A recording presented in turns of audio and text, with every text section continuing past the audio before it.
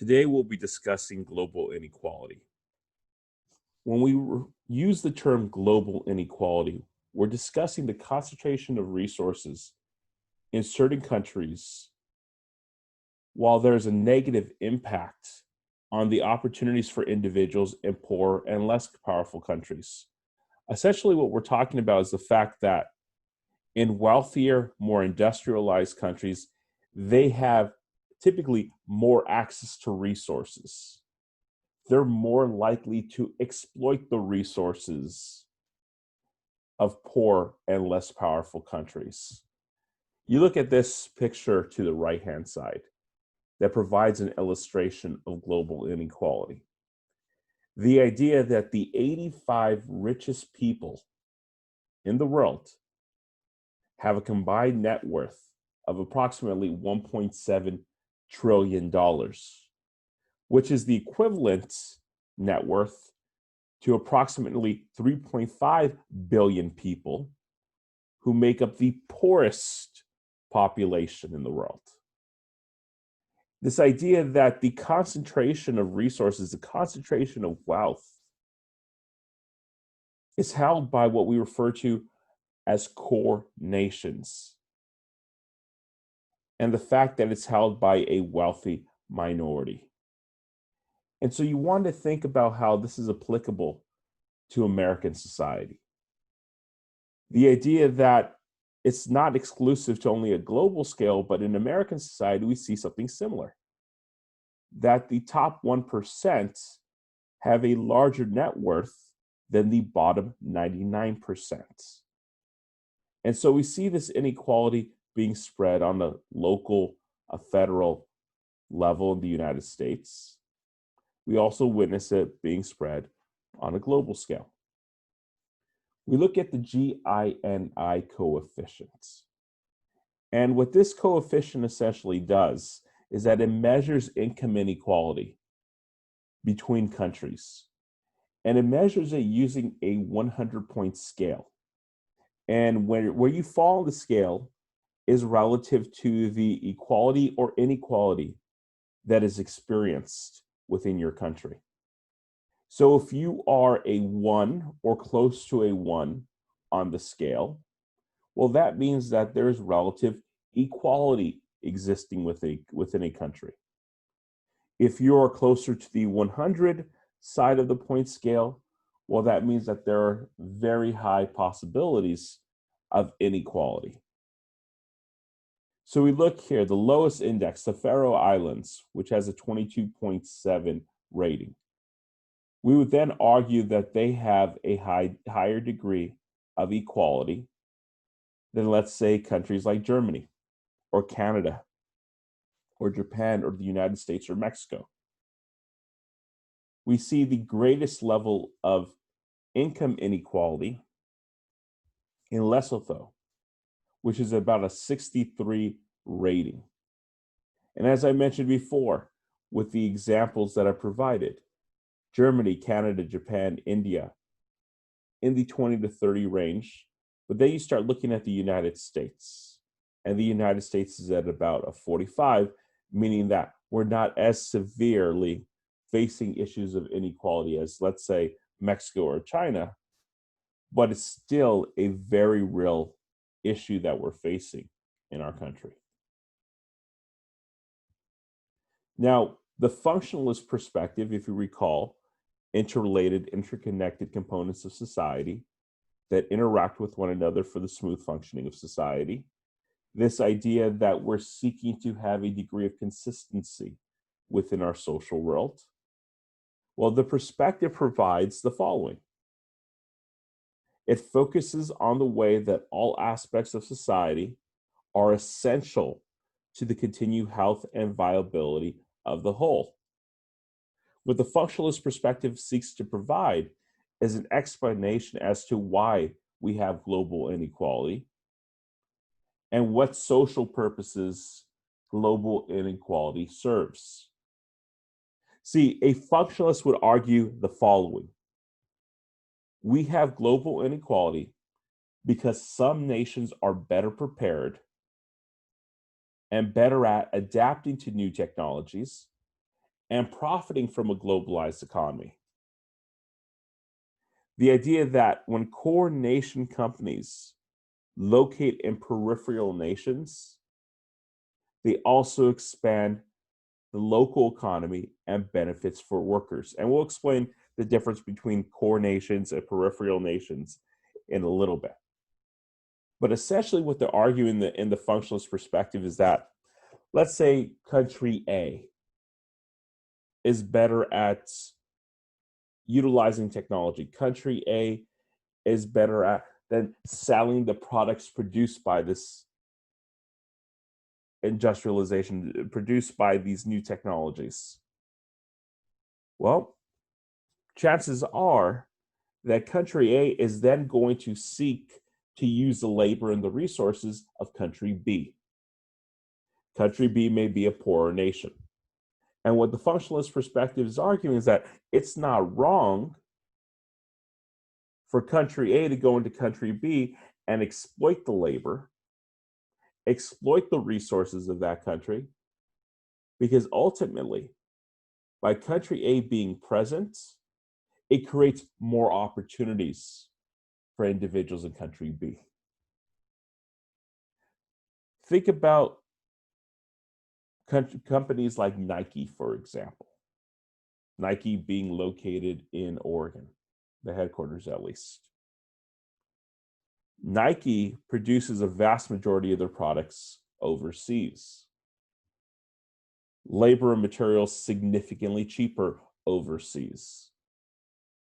So we could say that Nike, although it is not a nation or a country, is a representation of the United States. And as a representation of the United States, Nike is exploiting the labor of individuals in China, of individuals in Thailand, of individuals in Mexico, and individuals in a variety of countries. And Nike would argue, well, yeah, we're paying low wages, but these are better wages than these individuals would have had elsewhere.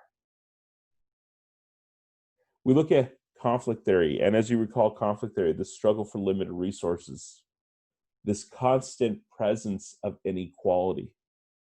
And in relation to global inequality, conflict theory argues that there's this reproduction of inequality taking place. The idea that conflict theorists don't view core nations going into peripheral nations or even semi-peripheral nations as something positive, unlike the functionalist perspective. Conflict theorists say no. When core nations, when wealthy nations go into poor nations and exploit their labor and exploit their resources, that's just reproducing systematic inequality. Because they're exploiting individuals, they're exploiting countries. Think about this. Many US companies, and I gave the example when we were talking about functionalism of Nike. Many US companies take advantage of overseas workers because they lack the constitutional protections. At times, they may lack a guaranteed minimum wage. So companies are going to these peripheral nations, exploiting their labor, maximizing their profits, but at what cost? And if you've ever seen the sweatshop hidden videos, for example, you'll notice that individuals are not being treated like human beings. Individuals are forced to work in unhealthy and unsafe conditions. They work long hours for very little pay. Then we look at symbolic interaction perspective. And the symbolic interactionist perspective studies the day-to-day impact of global inequality. What meaning do individuals attach to global stratification? If you recall stratification, the way we rank our society. And also the subjective nature of poverty. If I was a researcher looking at global inequality from a symbolic interactionist perspective, I would look at the differences between how individuals define poverty, right? How poverty is defined in a poor nation, in a wealthy nation, and how poverty is defined in a peripheral nation, in a poor nation. So I might find that in a core nation, we may have some examples of absolute poverty, but for the most part, it's relative poverty. This idea that most individuals may view themselves as impoverished, or most individuals who view themselves as impoverished are not really living in poverty, but rather they're unable to live the lifestyle of the average person in their country. This idea of keeping up with the Joneses. Oh, I'm living in poverty because I don't have the latest iPhone. Oh, I'm living in poverty because I don't have cable, or whatever that may be. But then in peripheral nations, where we see absolute poverty in existence, people may barely have the basic necessities. People may not have access at all to the basic necessities such as food, water, and housing. And then we look at this idea of global stratification, and we go a step further with this definition: the unequal distribution of resources among nations. And when we start to look at the various dimensions of global stratification, we could look at gaps between nations and gaps within nations as two defining forces of global stratification. We can look at this idea of economic and social inequality. And economic and social inequality may be concentrated on certain populations, particularly those populations who are dealing with the burden of poverty. Think about this. The infant mortality rate and a person's life expectancy may heavily depend on the conditions as well as the country where someone was born. And we're going to look at this chart, and hopefully you're able to see this chart. But if you look here, we're looking at deaths per 1,000 live births.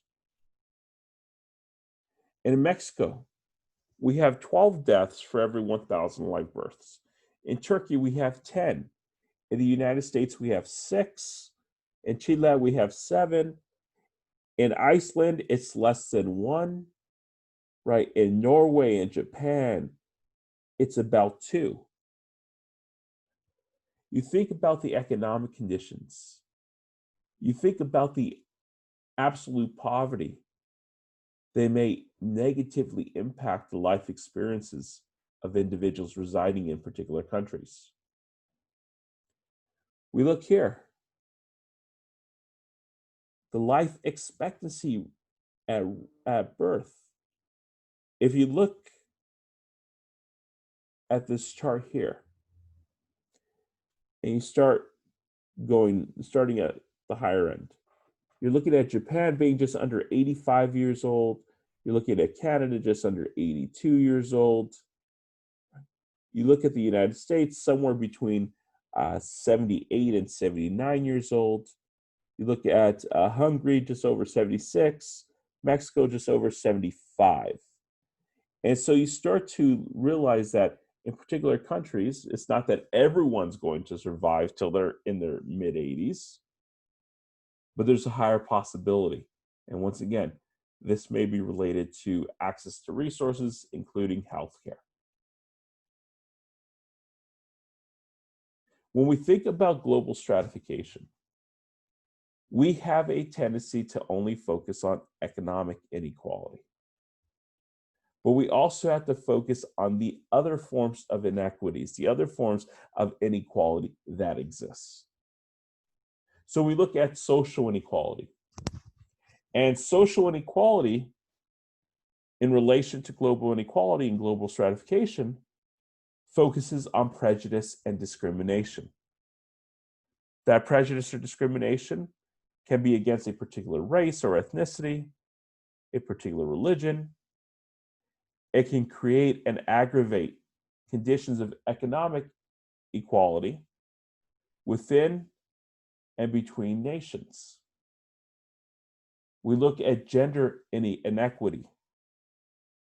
And think about the controversy surrounding female genital mutilation. Nations that practice female circumcision procedures oftentimes defend it as a long-standing cultural tradition in certain tribes and argue that the West shouldn't interfere. While Western nations, however, typically decry the practice and work towards stopping it. We look at sexual orientation, we look at gender identity and equality. We see a number of crimes, of atrocities committed against individuals who may not conform to traditional gender roles, who may not conform to what is considered normal sexual orientation, being heterosexual orientation. We see culturally sanctioned rape to state-sanctioned executions for individuals who are deemed abnormal, individuals who are deemed the other.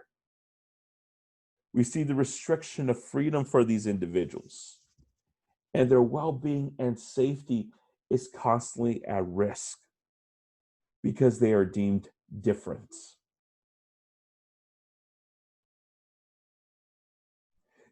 One of the challenges that we have when we discuss global inequality is how do we begin to avoid adopting an ethnocentric perspective or bias? This idea that we automatically assume that less developed nations, peripheral nations, semi-peripheral nations, have a desire to be a post-industrial global power. That we assume that everyone wants to be like the UK, that everyone wants to be like the United States. Well, that may not necessarily be the case. We can argue that the term developed or developing can imply that unindustrialized, developing countries are somehow inferior, and that they must enact policies and bring about changes in order to participate successfully in a global economy. Well, we want to understand that in many ways it labels these countries that may not be as wealthy. And it develops this ethnocentric perspective from the most, or the more privileged, I should say, countries. So let's look at global classification. And one of the dated, I guess you could argue, perspectives of how we classify countries. And we're going to look at first global war terminology. So terminology that was adopted between 1945 to about 1980. And we based this classification on a country's economic development, on the standard of living of individuals living within those countries. So we looked at first world countries. These were typically capitalistic democracies like the United States and Japan. We look at second world countries. And second world countries were essentially countries or nations that were not as limited in development as, let's say, third world countries, but they didn't necessarily have all the resources and wealth of first world countries. They had moderate economies, a moderate standard of living. We can look at countries such as China, such as Cuba. Then we look at third world countries. And those were the poorest and most undeveloped countries. The sub-Saharan Africa. We look at Latin America. We look at Asia.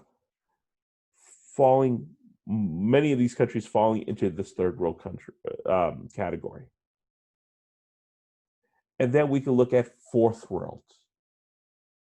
And it refers to stigmatized minority groups that in many ways are denied a political voice. Indigenous minority populations, prisoners, and the homeless. So when we use the fourth world, we're not necessarily talking about a particular country. We're talking about groups that exist within particular countries. And we could argue in the United States, we do have a fourth world experience because we have one of the highest rates of imprisonment. We have some very high rates of homelessness, particularly in our large urban centers, our large urban cities. Now, what we want to understand about global inequality is that we adopt the Wallerstein world system approach, which uses economics as its basis. And what it argues is that the global economy is very complex because it supports an economic hierarchy. It essentially develops this hierarchy on the basis of, well, what countries are in positions of power? What countries have numerous resources at their disposal? And what countries are in a state of economic subordination?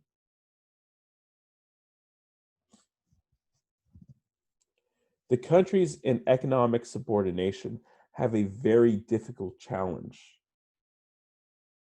They face a number of obstacles related to mobilization. So let's look at core nations, wealthier nations, typically capitalist countries that are highly industrialized, that focus a lot on technology, and that are highly urbanized. The United States, for example, is an economic powerhouse that can support or deny support to important economic legislation with far-reaching implications. The decisions made in Washington, D.C. by our lawmakers can have a significant impact on every aspect of the global economy. They affect how we exploit or support semi-peripheral and peripheral nations. We look at peripheral nations. They have very little industrialization.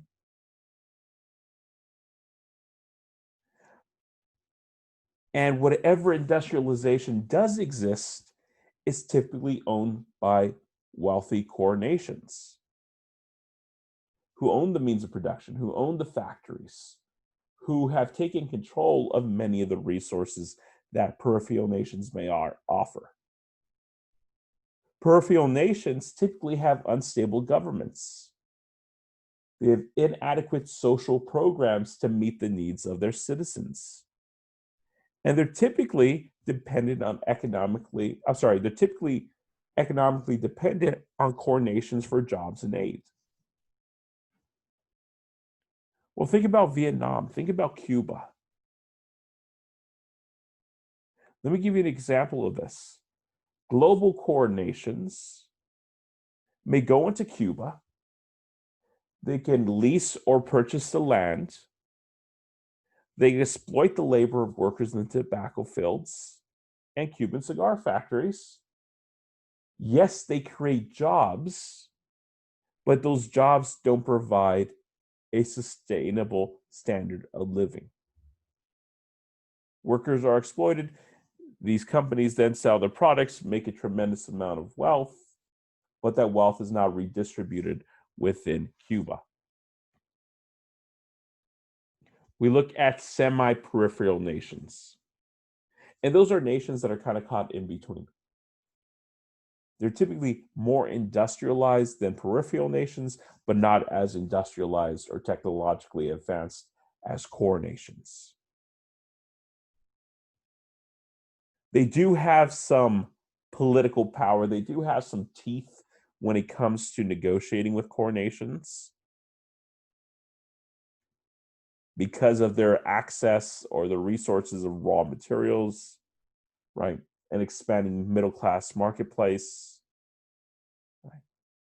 But they still get exploited by peripheral nations. Once again, Mexico provides an abundant, cheap agricultural labor to the United States. They supply goods to the United States and labor. But these goods and labor that are provided, well, the price for it is not dictated by Mexico. In many ways, it's dictated by the US markets.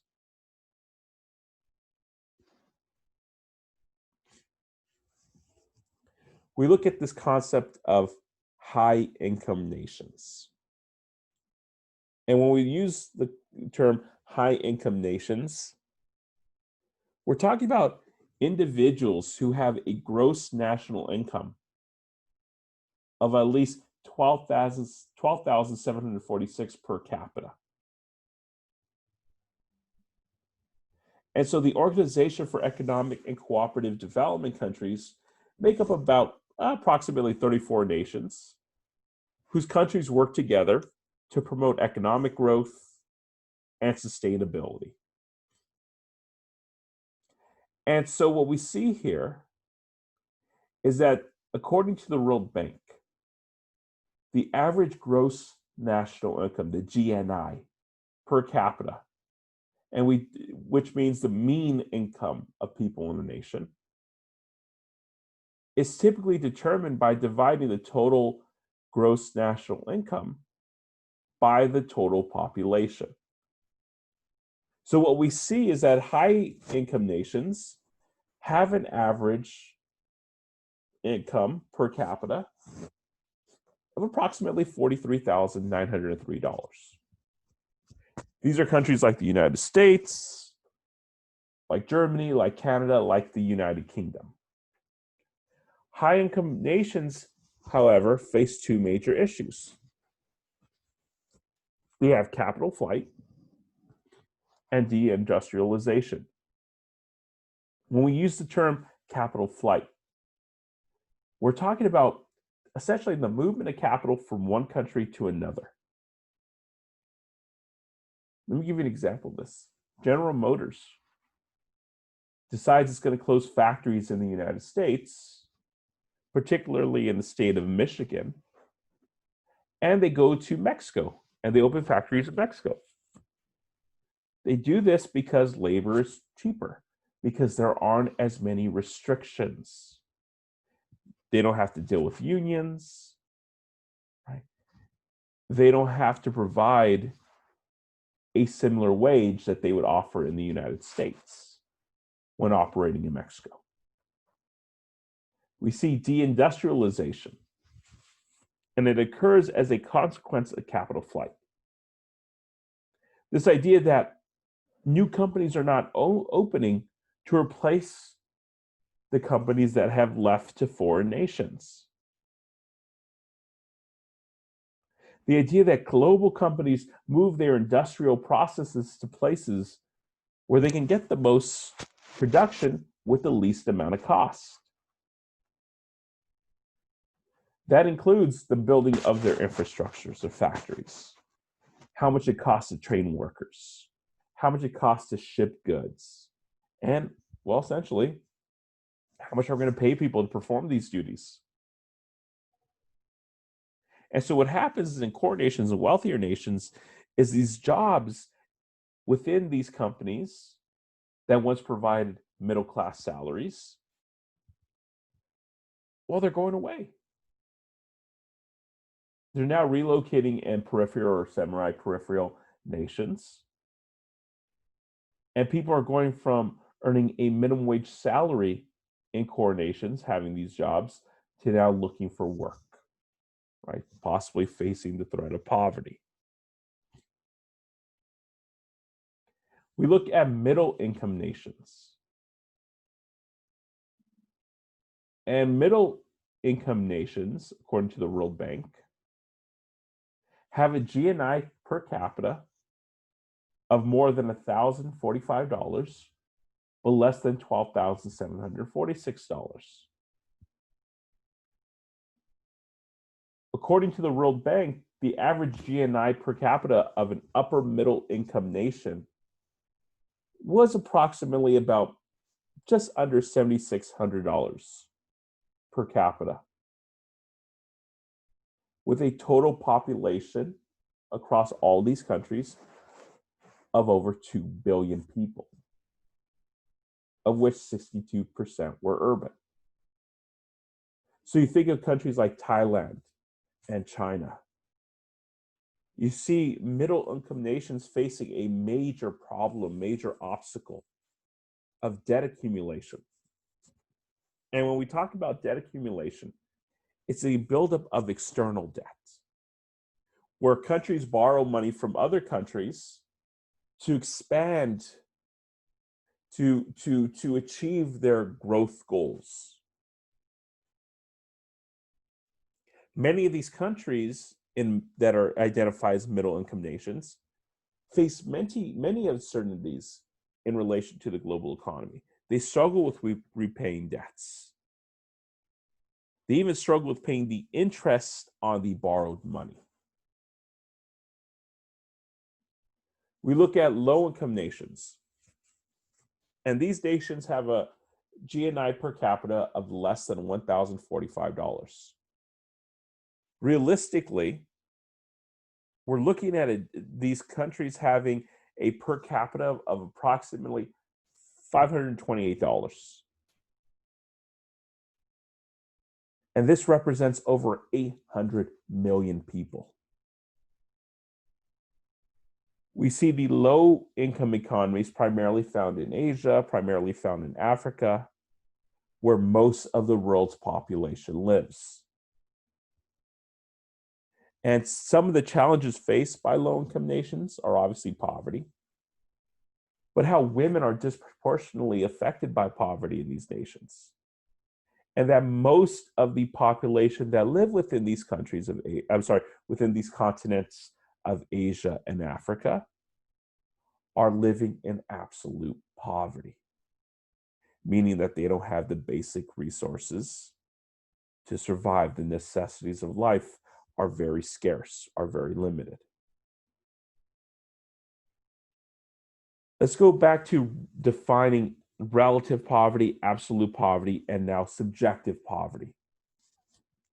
Now, we've discussed relative and absolute poverty before in a previous lecture, but we'll go through it again. Relative poverty is a state of living where people can't afford the basic necessities, but they may not be able to meet all of society's average standard of living. Once again, I don't have the latest iPhone. I'm drinking Costco water, not Voss water. We look at absolute poverty, where people lack the basic necessities. They don't have adequate food. They don't have adequate access to clean water, safe housing, accessible healthcare.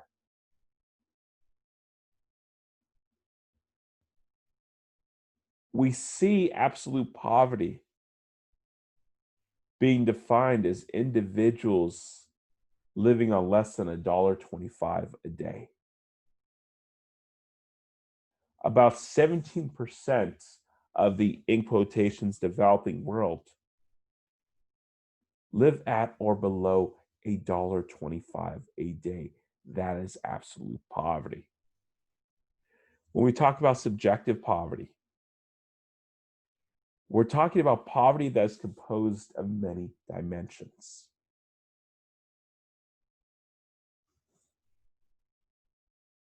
It's subjectively present when your actual income does not meet your expectations or perceptions.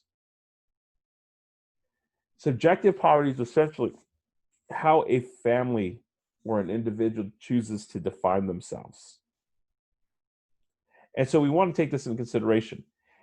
A family subsisting on a few dollars a day in Nepal might think of themselves as doing well with their perception of what is normal. However, to a Westerner, someone, let's say, coming from the United States traveling to Nepal, they may view this family as having extreme need.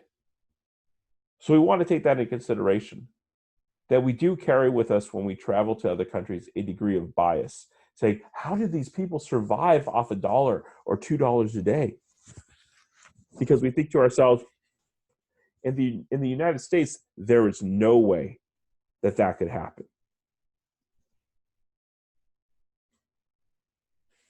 As we mentioned before, across the globe, we experience this feminization of poverty, this idea that women are bearing a disproportionate percentage of the burden of poverty, that women live in poor conditions typically across the globe. They have inadequate access to health care. They experience a high level of malnutrition. They have inadequate access to drinking water, to clean drinking water. We see a significant increase, not just on a global scale, but even in the United States, of women living in poverty because of a variety of factors. The expansion of female-headed households, single-parent households. The persistence and consequences of intra-household inequalities and biases against women. This idea that women are treated oftentimes as second-class citizens, that they are socialized in some societies to be voiceless, to be servants to their assuming heterosexual relationship, servants to their husband as opposed to an equal partner to their husband within that relationship. Economic policies that do not benefit women. We see the exploitation of female labor in many developing countries that directly influence or benefit core nations and companies within core nations. What we find is that women are living longer and healthier lives today compared to 10 years ago. But there's still plenty of room for growth because women are still being denied basic rights, especially within the workplace. What we find in peripheral nations, remember, some of the poorest nations, is that women accumulate far fewer assets, they farm less land, they make less money. We see a restriction of civil rights and liberties in peripheral nations for women. But what we have to understand is that women have the potential to stimulate economic growth of peripheral nations.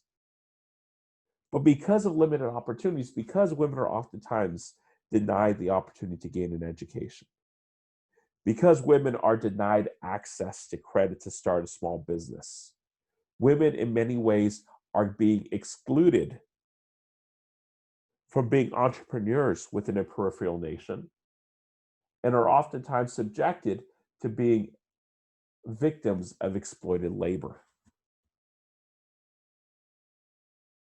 We look at this concept of what we call modernization theory. And modernization theory says, well, low-income countries are affected because of their lack of industrialization, and they can improve their global economic standing by doing the following: adjusting their cultural values and attitudes of work or to work, focusing heavily on industrialization and other forms of economic growth. But we have to understand modernization theory is incredibly ethnocentric. It's developing this so-called westernized perspective of how the economy should work. It assumes that all countries have access to the same resources and are capable of following the same path. It assumes that the goal of all countries is to become as developed as possible. And then we look at dependency theory. And dependency theory states that global inequality is primarily caused by core nations exploiting the labor, exploiting the resources of semi-peripheral and peripheral nations. In many ways, it creates this culture of dependency because peripheral and semi-peripheral nations are dependent on core nations for economic stimulus and access to a larger piece of the global economy. This idea that because of this dependency, because they rely on core nations to provide jobs, well, peripheral nations can never achieve a stable and consistent economic growth. Think about it. Core nations, the World Bank, they choose which countries to make loans to, what these loans will fund. And they create highly segmented labor markets that are built to benefit dominant market countries. In other words, core nations are favored when it comes to loans from the World Bank. And that money from these loans is then used to not only expand the economic power of core nations, but also in turn to exploit the labor and weaken the economic power of peripheral nations.